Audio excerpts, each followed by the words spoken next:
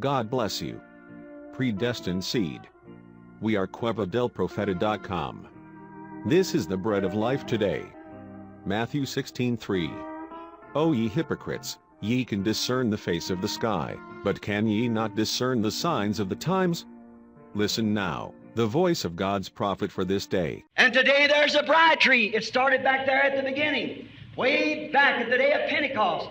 Listen, you people who belong to church, the church never started in Nicaea, Rome. It started in Jerusalem. Amen. On the day of Pentecost started the church.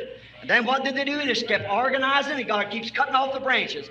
Then they organized the Lutheran and cut off the branches. Wesley cut off the branches. Pentecost cut off the branches until it's come. But God's going to have a bride tree.